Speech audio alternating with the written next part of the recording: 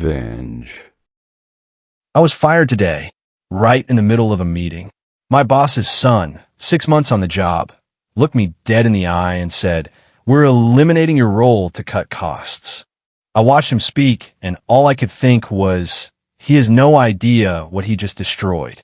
My name is Daniel Carter, and for 5 years, I kept the company's biggest clients from walking out the door. And now, I'm gone, just like that. I'm standing in a glass conference room while my boss's son, Tyler, avoids eye contact and read from script about cost reductions. My position, the one I built from scratch, is being eliminated. Then he adds, "Your clients will transition smoothly." I know for a fact they won't, because I'm the reason they stayed. And the biggest client on that list doesn't even know I'm gone. For 5 years, I was the senior account manager who kept our biggest clients from walking out the door. I wasn't flashy. I wasn't political. I just fixed problems before they exploded. My wife is 7 months pregnant. We just moved into a bigger place last spring because we thought we were finally stable. I trained Tyler 6 months ago, showed him every system, every client nuance, every quiet crisis I handled without credit. The day he fired me was the first time he'd ever made a cost decision. And the very first cost he cut was the one paycheck my family depended on. It's Rachel from Westbridge Logistics, our biggest contract. Her name lights up my phone while I sit in my car, staring at the steering wheel, trying to figure out how I'm going to tell my wife I just lost my job. I'll let it ring. I'm not supposed to talk to clients anymore. A voicemail comes in. "Hey Daniel, we need to confirm next quarter's expansion plans." Expansion. Tyler just cut me to save money right before the client planned to spend more. And now the only person who understands our operation isn't allowed to speak. 3 years earlier, Westbridge was ready to leave. I took calls during our anniversary dinner. Missed a weekend trip with my dad before his surgery. Spent nights building a rescue strategy, because if we lost that account, layoffs were coming, and I didn't want my team to suffer. I flew out on my own dime to rebuild trust. That account now makes up nearly half the company's revenue. Tyler has never even shaken Rachel's hand, and he just told leadership they were low maintenance. An old coworker texts me, "Tyler said you were too expensive for what you do. My salary is higher because I manage 5 accounts, not one." He told finance junior staff could handle it. They can't, especially not when contract renewal talks start next week. A former teammate secretly forwards me an internal email. Tyler told the executive team that Westbridge was stable and unlikely to grow. Rachel literally told me they were planning a national rollout. He made a cost-cutting decision based on a lie. And the rollout decision meeting is in 2 days.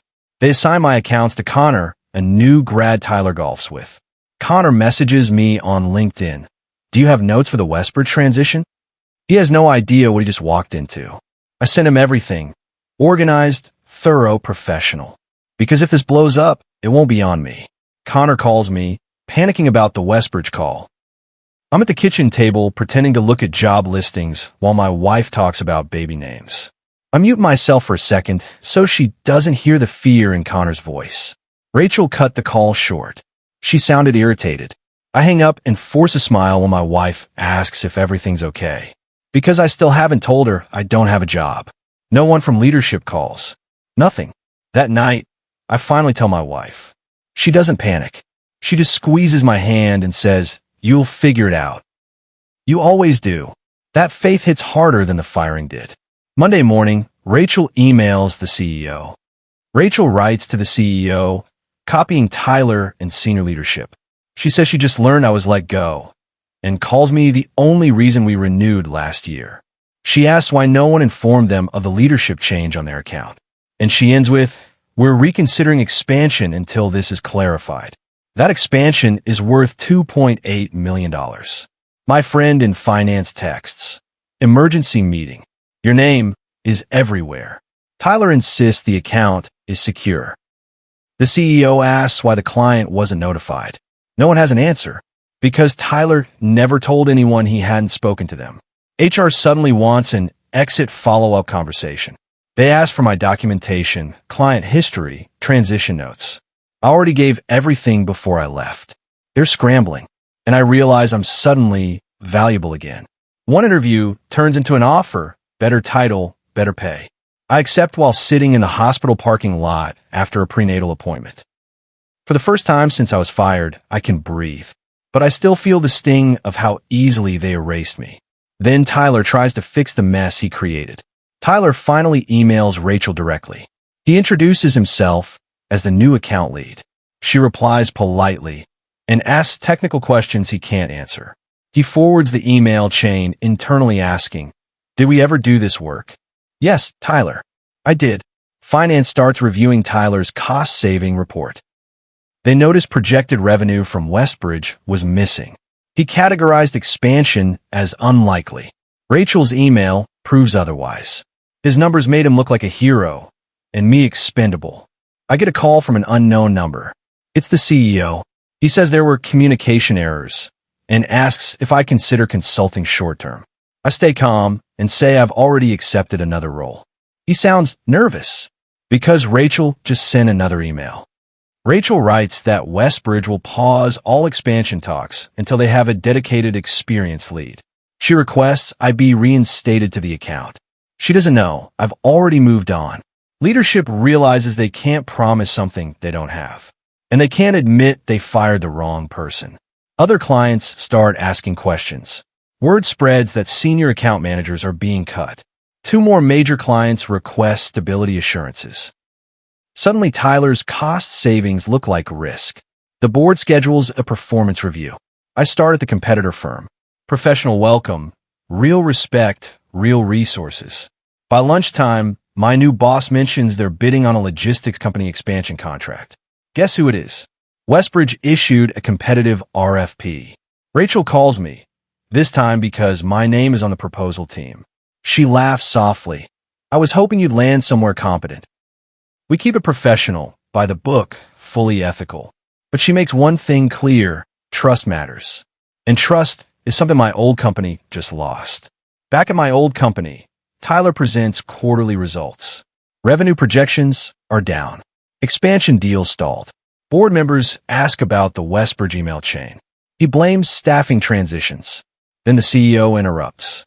Finance reveals Tyler's report excluded confirmed growth discussions. Emails show he never contacted Rachel before cutting me. The room goes quiet.